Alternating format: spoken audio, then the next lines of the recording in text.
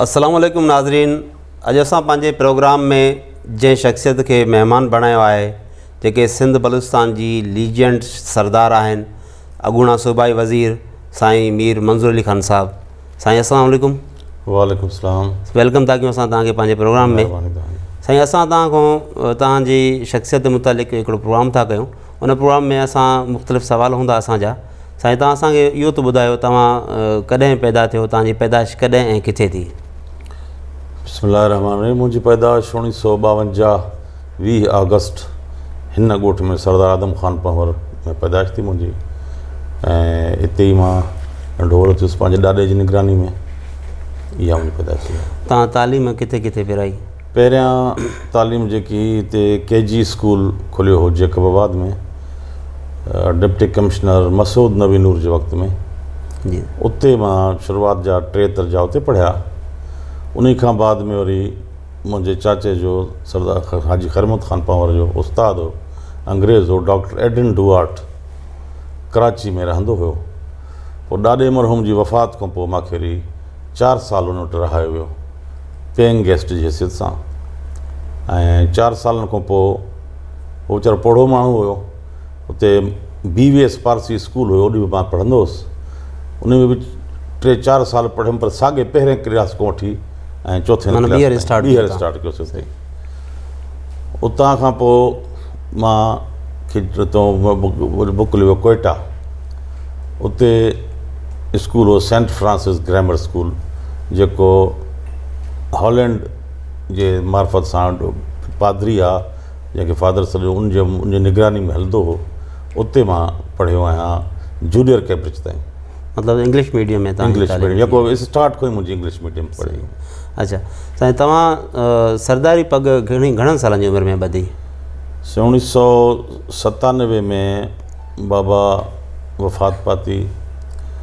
25 December जे 97 में मां दस्तारबंदी मुंहिंजी थी सरदारी जी, उतां सरदारी। अच्छा, तव्हांजो हिकिड़ो सियासी माशाल्लाह हिकिड़ो कद आहे, तव्हांजी फैमिली पुराणी सियासी हिकिड़ो घराणो आहे। तव्हां पुराणी सियासत कंदा अचो था, ऐं उनखां बाद में तव्हांजो हिकिड़ो ॿियो वॾो तारीफ़ इहो आहे त तव्हां जेके क़बीलाई झगड़ा थियनि था उन में तव्हांजो हिकिड़ो वॾो नालो आहे, त तव्हां हिकिड़ा माना इहे फ़ैसिला करणु तव्हां कॾहिं शुरू कया? वॾो नालो अलाह जो आहे। फ़ैसिला मां पंहिंजी 12 साल जी उमिरि में फ़ैसिला शुरू कया हुआ। तरबियत शुरूआत में त मूंखे पंहिंजे ॾाॾे मरहूम जी, जेको मूंखे कचहरी में विहारींदो हुयो ऐं चवंदो हो त बाबा मुंहिंजा फ़ैसिला ही कंदो। ऐं 12 साल जी उमिरि में मूंखे फ़ैसिला बाबा पंहिंजे सरदार हामिद ख़ान उन चयो त बाबा तव्हां फ़ैसिला शुरू कयो, जो पाण हिते घटि रहंदा हुआ, बलोचिस्तान वारे ॻोठ शाहीबाग जेको पंवर सरबो आहे उते रहंदा हुआ। ऐं मूंखे चवंदो हो त बाबा पंहिंजी क़ौमियत या जेको हिते सरदारी साहिबु आहे उहो तव्हां हलाईंदो। उतां खां मां 12 साल जी उमिरि खां फ़ैसिला शुरू कया। तव्हां माना पंहिंजे वालिद साहिब जी निगरानी में फ़ैसिला करणु शुरू कया, जंहिंखे इहो तरबियत वारो मरहलो बि चई सघिजे थो। हिन वक़्त ताईं तव्हां सम्झो था त केतिरा फ़ैसिला कया हूंदा? अंदाज़ो त मूंखे कोन्हे, पर मां सम्झो हज़ारनि जी तादाद में हूंदा, जंहिंमें वॾा जिरगा बि आहिनि, नंढा फ़ैसिला बि आहिनि, जंहिंमें इलाइक़े जा बलोचिस्तान ताईं, सिंध ताईं, कुझु पंजाब जो हिसो बि इहे फ़ैसिला कंदा आहिनि, कराईंदा आहिनि मूं वटि। ऐं कोशिशि इहा कंदा आहियूं त ॿिनि मुस्लमाननि खे जेके उनजूं कदूरतूं उन ख़तमु कराए पाण में भाकुर पाराइजे। ऐं आहे त सभु फ़ैसिला त अलाह वठनि, पर ज़माने यार मसलिहत जेकी मां कोशिशि कंदो आहियां त माण्हुनि खे पाण में जीअं राज़ी थियनि पाण में। अच्छा सरदार साहिबु, फ़ैसिला त तव्हां कयो था, फ़ैसिला थींदा आहिनि, पर पोइ इहे जेके मुख़्तलिफ़ जेके क़बीला आहिनि जंहिंजे विच में तमामु घणा खून थींदा आहिनि, उन्हनि खूननि खां पोइ तव्हांजा फ़ैसिला त थींदा आहिनि, पर अक्सर वरी ईअं बि थियो आहे त उहे तकरार ॿीहर भड़की उथंदा आहिनि। उनजे पुठियां मेजर फैक्ट कहिड़ो सम्झो था?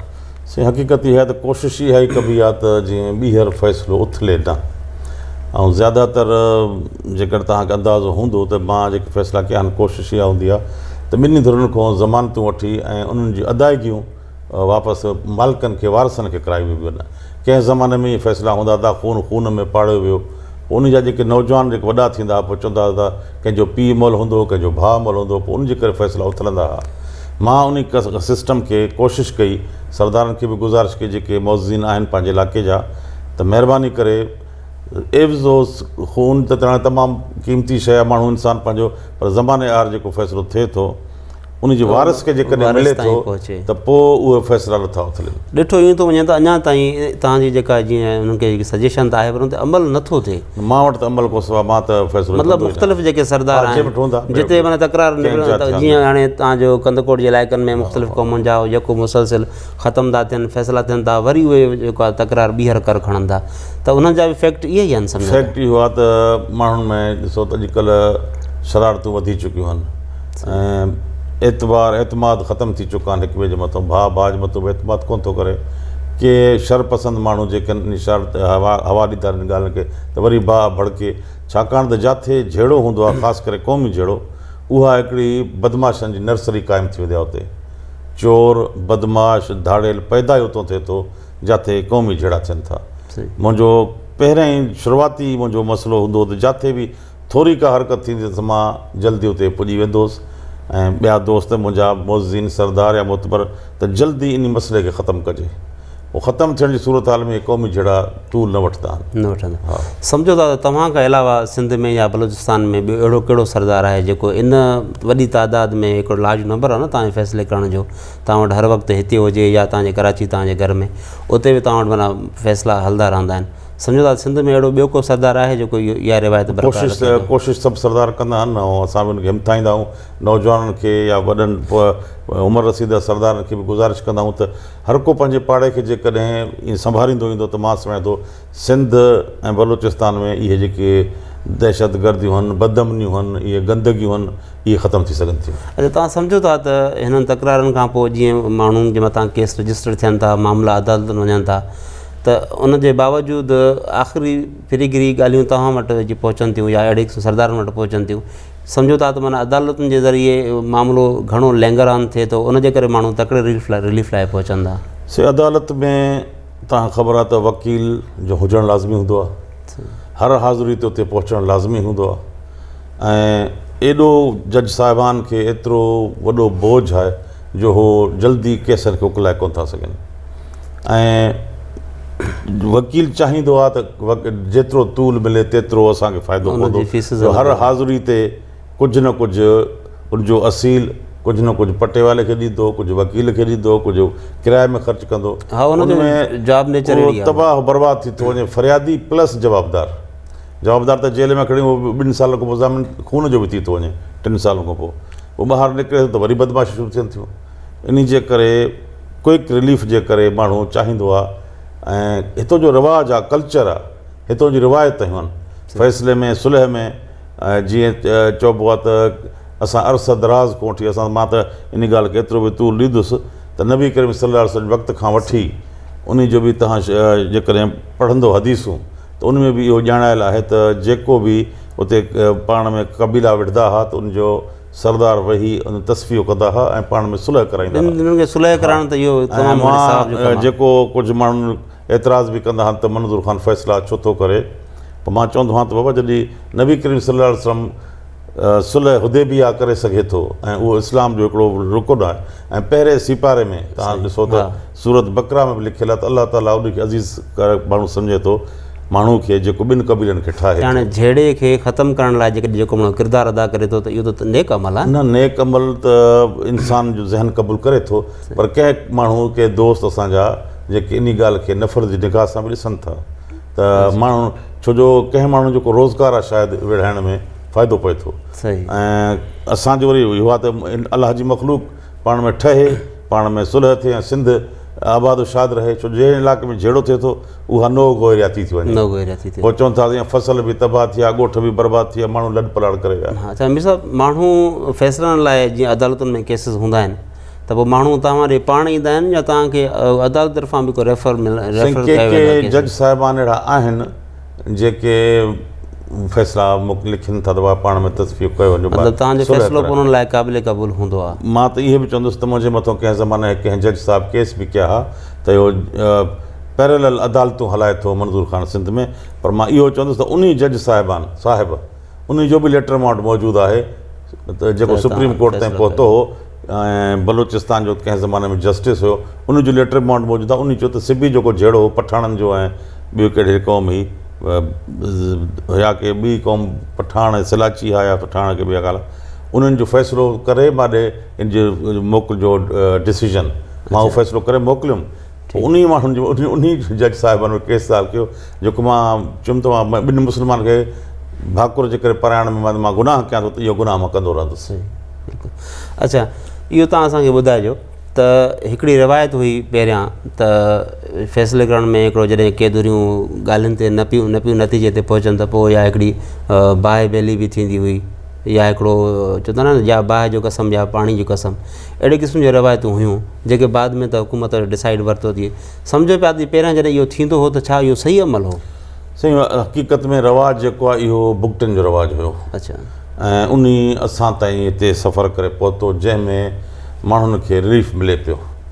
ऐं असांजी शरई हिसाब सां उहो ग़लति आहे, शरई हिसाब सां ग़लति हुयो, पर भुगतनि जे हिसाब सां मुंहिंजो अॻियां तजुर्बो आहे मुंहिंजे साम्हूं माण्हू जेके चोर हुआ उहे बाहि में सड़िया, जेके माण्हू साध हुआ उहे बाहि में निकिरी विया। पहिरियां त तव्हांजे ॻोठ में बिल्कुलु मां थियो, इहो बिल्कुलु थियो। भुगती ईंदा हुआ, असां हिते कोन कंदा हुआ, भुगती अची उहा रवायत पंहिंजी रस्म पंहिंजी पोइ कंदा हुआ।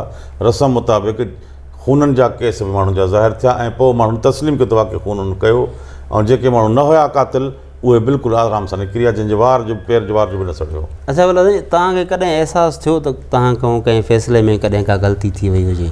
से ग़लतियूं थींदियूं, इंसान खां ग़लती थींदी आहे, पर मां कोशिशि इहा कंदो आहियां त ग़लती न थिए त बहितर आहे। छाकाणि त धुरियूं जेके आहिनि पोइ मां पिछाड़ी जेकॾहिं अहिड़ी का ॻाल्हि थींदी आहे त मां चवंदो आहियां फ़ैसिले खे ॿीहर जेको आहे न ॿीहर मां न कंदो मां इहा अपील ऐं जेको से कंदा हुआ की ॿिया सरदार बि कंदा हुआ, पर ॿीहर फ़ैसिलो थियणु खपे, हीअं थियणु मां हीअं करे न। मतिलबु तव्हांखे अगरि अहसासु थियो हुजे त भई हिन में मां जेको हिकु दर खे जेका आहे सही इंसाफ़ न ॾेई सघियो आहे त पोइ तव्हां हुनखे ॿीहर कहिड़ी ॻाल्हि यादगिरी कोन थी पए, ॿीहर मां फ़ैसिलो कयो, तव्हां ॿीहर न कयो। सही, जेको दिमाग़ में आयो अलाह मूंखे चवरायो मां उन हिसाब सां फ़ैसिलो कंदो आहियां, ऐं जेको सम्झ में ईंदो आहे पोइ ग़लति आहे सही आहे ख़ुदा ग़ैब दर, पर माण्हू मुतमइन थींदा आहिनि, मां मुतमइन थींदो आहियां। जेसि ताईं माण्हू मुतमइन न थींदो आहे मां फ़ैसिले जी फ़तवा न ॾींदो आहियां। सही। अच्छा साईं, तव्हांजो सियासत में जेका बाबा जी सियासत में बि हिकिड़ो वॾो किरदारु रहियो आहे। तव्हां मुख़्तलिफ़ जेको आहे त वक़्तनि में कॉन्टेस्ट कयो आहे, तव्हां इलेक्शनूं खटियूं बि आहिनि, तव्हां सूबाई वज़ीर बि रहिया आहियो। हिन वक़्तु जेका सियासत आहे हिन वक़्तु उनखे तव्हां कीअं था ॾिसो? सियासत हक़ीक़त में जेकॾहिं कजे त इबादत आहे, पर जेकॾहिं सियासत वरी ॿियो तबिको ॾिसो त पोइ कारोबार आहे। जैकोबाद में जेका थिए पई हिन वक़्तु उनखे तव्हां मां उन ते फ़िलहालु उन ते कॉमेंट न कंदुसि, पर मां कोशिशि इहा कई त सियासत खे ख़िदमत लाइ कमु आणिजे। हिन वक़्तु जीअं तव्हां पंहिंजे फ़र्ज़ंद खे सियासी जेको आहे जानशीन बणायो आहे, त उनजी कारकर्दगी मां एक्स MP बि रहिया आहिनि, उनजी कारकर्दगी में तव्हांखे अरसो तमामु थोरो मिलियो ऐं मां हुनखे ग्रूमिंग जी कोशिशि कई आहे त जीअं हो सियासत माना आवाम जी ख़िदमत, जेकॾहिं ज़हनी तौरु इंसान खे सियासत करणी आहे, इलाइक़े जी भलाई ऐं आवाम जी ख़िदमत कंदो त पाण बि मोतबर सॾाईंदो ऐं हुनखे इज़त बि मिलंदी आवाम जी तरफ़ां बि अलाह ताला जी तरफ़ां बि। ॿ ॻाल्हियूं, हे जहान बि खटींदो, आईंदा जहान बि खटींदो, पर नेक नियत सां।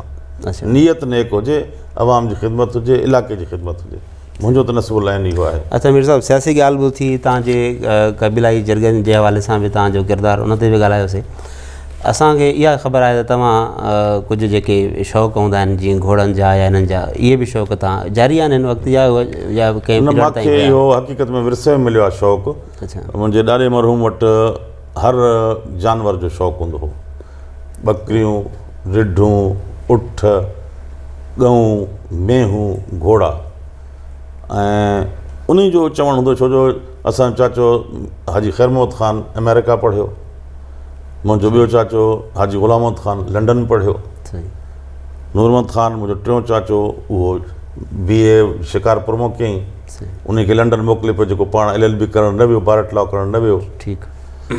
पोइ हो चवंदो हो नंढे लाइ ॾाढो मरहूम त मां नंढड़ो हूंदो हुउसि, 5 साल 6 साल मुंहिंजी उमिरि हुई, पोइ चवंदो त मुंहिंजो घोड़नि जो शौक़ु, मुंहिंजो माल जो शौक़ु, मुंहिंजो फ़ैसिलनि जो, आवाम राज्य जो हलाइण वारो हे नंढड़ो थींदो। हू अमेरिका ऐं लंडन पढ़िया आहिनि, तंहिंजे करे हुनखे का दिलचस्पी कोन्हे। तव्हांखे बि बचपन खां इन शौक़ सां मूंखे सम्झ ई घोड़े जे हने ते आई आहे। अच्छा। मूंखे ॾाढो मरहूम मीर जाफ़र ख़ान उनखे अल्लाह जन्नत नसीब करे सुबुह जो ईंदा हुआ हिते, पोइ बाग़ हूंदो ॿाहिरों, मूंखे ॾाढो मरहूम घोड़े ते साल जो हुयुसि मां जॾहिं त घोड़े ते विहारींदो हो। अच्छा। पोइ हिकिड़ो माण्हू जी आंख झलींदो, हिकिड़ो घोड़े खे छिकींदो, पोइ वठी वेंदो हितां 1/2 किलोमीटर ते आहे वारो कुंड ते, उते वठी पोइ छबर हूंदी वॾी, माण्हू मूंखे को माण्हू उहो छबर में घुमाईंदा घोड़े खे। पोइ मीर साहिबु जाफ़र ख़ान चवंदो बाबा हिकिड़ो पोटो ॼायो थी, इहो मथां घोड़े खां टप ॾेई किरे लत हणे ॻाल्हि, पर पोइ चवंदो न बाबा मुंहिंजो शौक़ु इहो पूरो कमु तंहिंजे करे आदि कयां, तव्हांजे शौर जी अखि खुली त तव्हां माना इहो घोड़े सवारी कई, तंहिंजे करे ताईं उहो अञा ताईं जारी सारी आहे। तव्हां वटि हिन वक़्तु के नायाब नस्ल जा जानवर आहिनि? मूं वटि घोड़ा आहिनि, मूंखे ख़ासि के अहिड़े ख़ासि घोड़ा? तमामु सुठा घोड़ा आहिनि मुंहिंजा, पहाड़ी बि आहिनि, सिंध जा बि आहिनि। अॻे त विलायती काफ़ी पीर साईं, वॾे पीर साईं पगार जी वॾी महिरबानी, जंहिं मूंखे तमामु 17-18 घोड़ा ॾिना, जेके गर्मी जे करे मां वटि बचंदा सर्वाइव न कंदा। हालांकि मां पीर साईं खे गुज़ारिश कंदो साईं, माण्हू गर्मी आहे, मां कोयटा मोकिलियां थो, पर वरी वापसि अचनि था घोड़ा मरी था, मूंखे घोड़ा न ॾियो। पर पीर साईं चवंदो न इहो तोखे शौक़ु, तूं घोड़नि सां प्यारु करे थो, मां तोखे ॾींदो रहंदुसि। अच्छा, पीर साहिबु पगारो त घोड़नि जी हिकिड़ी रेस जो शौक़ीन हुयो। रेस ॾिसणु या रेस करणु हिकिड़ो अलॻि शइ आहे, पाण घोड़ सवारी करणु हिकिड़ो अलॻि शइ आहे। छा तव्हां ॿिन्हिनि शयुनि में इंट्रस्टेड आहियो? न, उन रेस वारे में, उन जेके विलायती घोड़ा भॼन उन मां इंट्रस्टेड न हुउसि। मां छो पाण चढ़ंदो हुउसि घोड़नि खे, मूंखे सिंधी पंध जंहिंमें सहजाइप हूंदी आहे, उहे रलई जेके चइबो आहे, उन जो शौक़ु घणो आहे। सम्झो था त हींअर हिते असांजे इलाइक़े में या सिंध में पीर साहिबु पगारो त वियो गुज़ारे, उनखां बाद में जेके ॿिया सरदार या ॿिया तव्हांजे जोड़ जा अहिड़े क़िस्म जा शौक़ु रखंदड़ माण्हू ॿिया के आहिनि हिन वक़्तु? साईं आहिनि काफ़ी, जीअं अॻे हाणे त काफ़ी आहिनि, हाणे बि मौजूदु आहिनि, पर लाड़ ॾे असांजे हिन इलाइक़े में घटि आहिनि। हिन में हाजी फ़खरुद्दीन ख़ान खोसो तमामु वॾो शौक़ीन हो, असांजो दोस्त हो, महिरबानी। हुनजो हाणे पोटो आहे मीर निसार ख़ान खोसो, उहो शौक़ु करे थो, उन में घोड़ा आहिनि। शौक़ु आहे। वरी बलोचिस्तान में सोबतपुर खां परियां सखी दुर्महमद ख़ान खोसो, उनजो पुटु आहे नेक मोहम्मद ख़ान खोसो, उहो शौक़ु करे थो।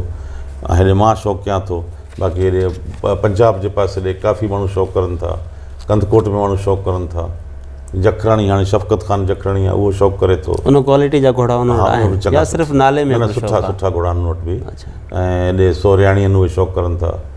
ऐं परते त मज़ारी सरदार शौक़ु करनि था, लगारी सरदार अज़हर ख़ान वारा शौक़ु करनि था। सरदार रियाज़ ख़ान मज़ारी हाणे MNA आहे, उनजो शौक़ु आहे ॾाढो। तव्हांजी पहिरियां ॿुधायो त तव्हां घोड़ा ऐं हुन सां गॾु ॿिया जानवर, सुठियूं मेहूं, सुठियूं ढगा वग़ैरह या बकरियूं, तव्हांजो हाणे शौक़ु सिर्फ़ु अची करे माना ॿिया बि आहिनि, आहिनि? उहे भलियूं मेहूं, भलियूं ढगियूं, भलियूं बकरियूं, इहे सभु अञा ताईं मुंहिंजो शौक़ु जारी आहे, मां छॾियो न आहे। पर सभु प्रेफरेंस जेको आहे सभिनि खां वधीक घोड़नि खे ॾींदो आहियां। वॾी महिरबानी मीर मंज़ूर ख़ान साहिबु, तव्हांजी असांजे प्रोग्राम में तव्हां असांखे टाइम ॾिनो। नाज़रीन, मीर मंज़ूर ख़ान पावर साहिब सां हिकिड़ी दिलचस्प असांजी गुफ़्तगू थी, ऐं इहा गुफ़्तगू जेका आहे असांजे लाइ ऐं सभिनी माण्हुनि जे लाइ हिकिड़ी काराइती आहे। वरी इंशाअल्लाह ॿिए प्रोग्राम में ॿी कंहिं शख़्सियत सां असां हाज़िर थींदासीं। हिन वक़्तु लाइ अल्लाह हाफ़िज़।